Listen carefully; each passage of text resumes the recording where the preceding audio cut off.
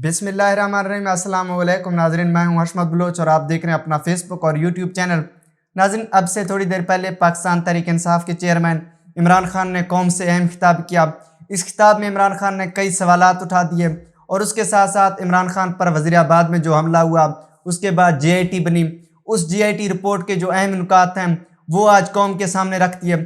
सबसे पहले इमरान खान ने रजीम चेंज ऑपरेशन का जिक्र किया कि किस तरह 9 अप्रैल को हमारी हुकूमत को गिराया गया, लेकिन जो बैक हैंडलर्स थे उनको अंदाज़ा नहीं था कि लोग इस तरह इमरान खान के लिए निकलेंगे। 10 अप्रैल को कौम ने साबित किया कि हम इम्पोर्टेड हुकूमत को नहीं मानते, हम इस करप्ट टोले को नहीं मानते, लेकिन जो बैक हैंडलर थे वो अपने फैसले पर नजर षानी करते, यू टर्न ले लेते, लेकिन उन्होंने फिर भी उस करप्ट टोले का साथ दिया जिनको इस वक्त पाकिस्तान में मुसल्लत किया गया। इसके साथ साथ इमरान खान ने कहा मुझ पर केसेस बनाए गए, पार्टी के लोगों को थ्रेट करते रहे, हमारे जो वर्कर्स हैं, जो सोशल मीडिया के सरकर्दा रुकन हैं, उनके घरों पर हमले हुए, उनको तशद्दुद का निशाना बनाया गया, काफ़ी ज़्यादा कार्रवाइयाँ करते रहे।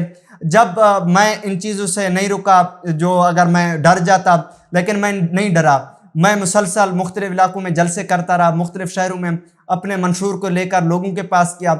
इस चीज़ का जो करप्ट टोला है और जो बैक हैंडलर हैं उनको अंदाज़ा हुआ कि इमरान खान अब पीछे हटने वाले नहीं हैं, तो उन्होंने सोचा कि इमरान खान को अब कत्ल कर देते हैं, इमरान खान को माइनस कर देते हैं। इस हवाले से इमरान खान ने कहा कि मुझे तो अंदाज़ा हो गया कि 3.5 साल तक मैं भी इक़्तिदार में रहा, कुछ ISI के लोग, जो इंटेलिजेंस के लोग हैं, उनने मुझे बताया कि आप बंद कमरों में ये फैसला हुआ है कि आपको कत्ल करने की साजिश में कुछ लोग इस वक्त सोच रहे हैं।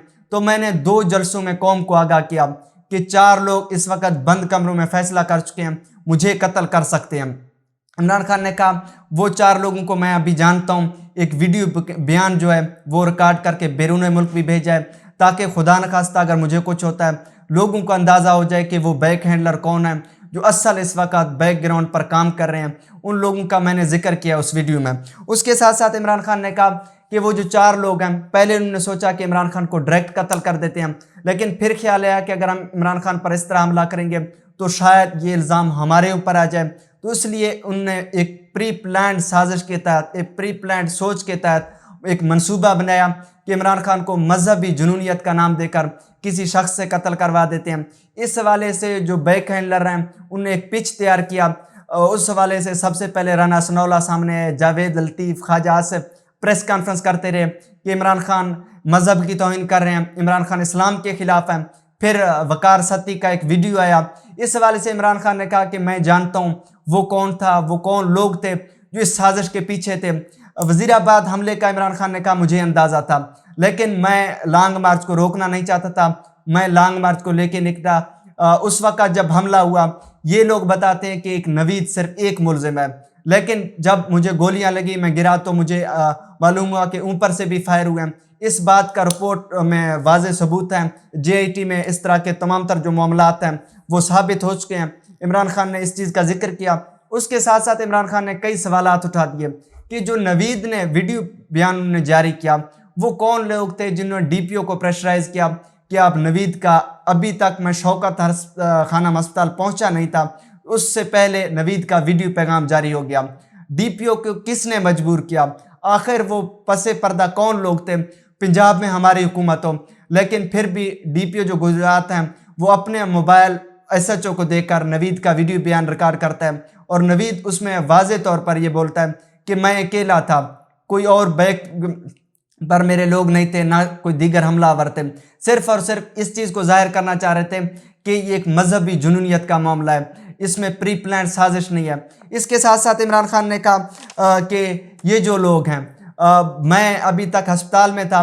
दूसरा वीडियो बयान उन्होंने जारी किया, CTD के लोग नवीद को लेकर गए, CTD को किसने मजबूर किया कि आप तब्दील करें, दोबारा एक नया वीडियो रिकॉर्ड करवाएं। इस चीज़ के हवाले से इमरान खान ने कहा कि कई सवालात उठते हैं। उसके साथ साथ इमरान खान ने कहा कि CTD को किसने हुक्म जारी किया, हम FIR के लिए मुख्तलिफ फोरम्स इस्तेमाल करते रहे, लेकिन अभी तक पाकिस्तान का जो एक्स प्राइम मिनिस्टर है, इस वक्त मकबूलियत के हवाले से पाकिस्तान में जो सबसे मजबूत पार्टी है वो पाकिस्तान तहरीक इंसाफ है। पाकिस्तान तहरीक इंसाफ का चेयरमैन FIR दर्ज नहीं करवा सकता, तो आप अंदाज़ा लगाएं यहाँ पर अमीर के लिए क्या कानून होगा, गरीब के लिए क्या कानून होगा। जो ताकतवर तरीन लोग हैं, पंजाब में हुकूमत हमारे पास हो, तो इससे वाज़ेह होता है اس سے زیادہ طاقتور لوگ یہاں پر موجود ہیں۔ پاکستان فوج کے بارے میں عمران خان نے کہا کہ ان لوگوں کی میں عزت کرتا ہوں، ان سے پیار کرتا ہوں، یہ ہمارے محافظ ہیں۔ لیکن کیسے کوئی شخص سوچ سکتا ہے کہ یہ لوگ بند کمروں میں فیصلہ کریں سیاسی پارٹیوں کو کمزور کرنے کے حوالے سے؟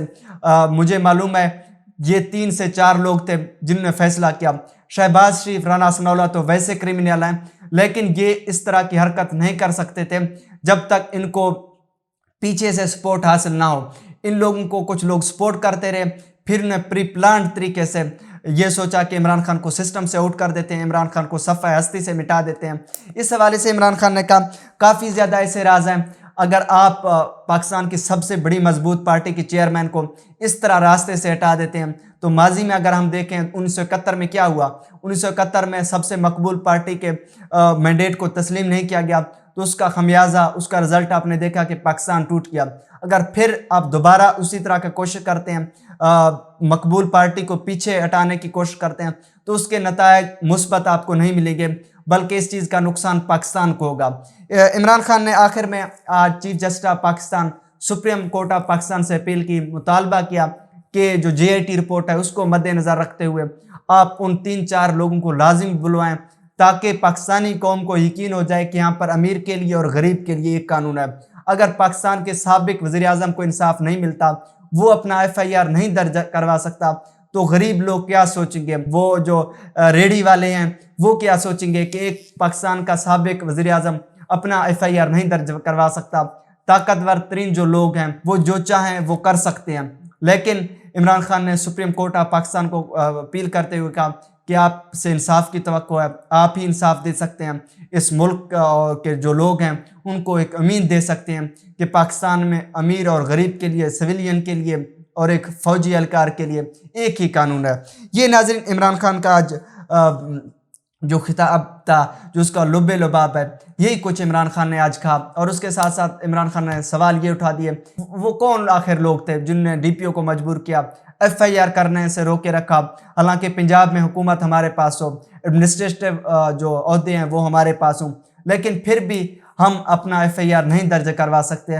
اس سے آپ اندازہ لگا سکتے ہیں کہ اس وقت جو طاقتور لوگ ہیں وہ کچھ اور لوگ تھے، وہ چاہ رہے تھے کہ میجر جنرل فیصل نصیر پر FIR درج نہ ہو۔ شہباز شریف اور رانا ثناءاللہ پر FIR درج کرنے کے لیے کچھ لوگ راضی ہو گئے تھے، لیکن جو طاقتور ترین لوگ ہیں ان پر میں FIR درج نہیں کروا سکا۔ ناظرین، دیکھنا یہ ہے کہ چیف جسٹس آف پاکستان اس خطاب کے بعد کوئی نوٹس لیتے ہیں عمران خان پر جو FIR ہے، جو معاملہ عمران خان، اصل لوگوں کو جو مرکزی کردار ہیں ان کا نام لے کے کہہ چکے ہیں کہ اصلی لوگ یہ ہیں، مرکزی ملزمان جو یہ ہیں ان کے بارے میں تفتیش کریں۔ اب دیکھنا یہ ہے کہ ناظرین کیا کچھ ہوتا ہے، اس کے لیے تھوڑا سا انتظار کرتے ہیں۔ انشاءاللہ نیکسٹ ولاگ میں مزید معلومات کے ساتھ، مزید اطلاعات کے ساتھ آپ کی خدمت میں حاضر ہوں گے۔ فی الوقت اجازت دیجیے، اللہ نگہبان۔